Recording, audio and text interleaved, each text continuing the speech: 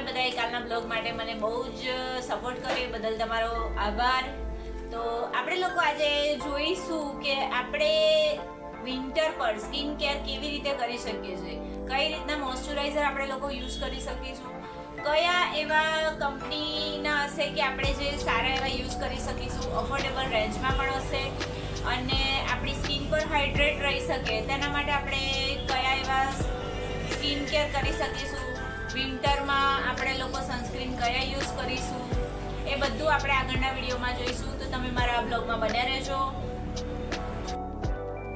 વિન્ટરમાં આપણી સ્કિન આવી રીતે ડ્રાય થઈ જાય છે, તો એના માટે આપણે કયું ફેસ વોશ યુઝ કરી શકીએ છીએ તે આપણે આગળના વિડીયોમાં જોઈશું.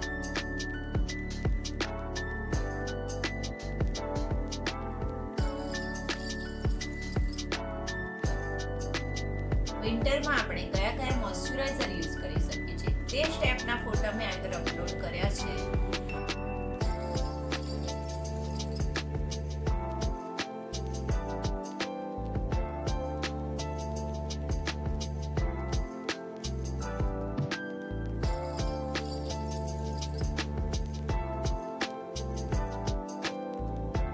વિન્ટરમાં તમે લોકો કયું સનસ્ક્રીન યુઝ કરી શકો છો તે પણ હું તમને આગળના વિડીયોમાં બતાવીશ.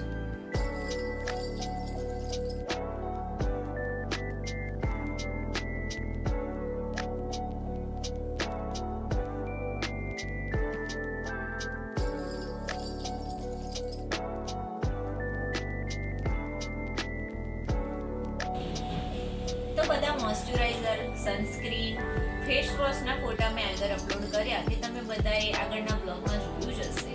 તો વિન્ટરમાં આપણે કેવી રીતે સ્કિન કેર કરી શકીએ છીએ. તો તમને મારો આ બ્લોગ કેવો લાગ્યો? મેં એટલા માટે મિની બ્લોગ જ અપલોડ કર્યો છે. તો મારો આ બ્લોગ તમને કેવો લાગ્યો તે મને કમેન્ટ, લાઈક કરીને અને જણાવજો કે તમને મારો આ બ્લોગ કેવા જોવા ગમશે તમને. તો આગળ હું તમને એ પ્રમાણે બ્લોગ બનાવીને બતાવી શકું. Thank you, bye bye guys. તો મળીશું આગળના નવા બ્લોગમાં. ત્યાં સુધી તમે બન્યા રહેજો. જય શ્રી કૃષ્ણ.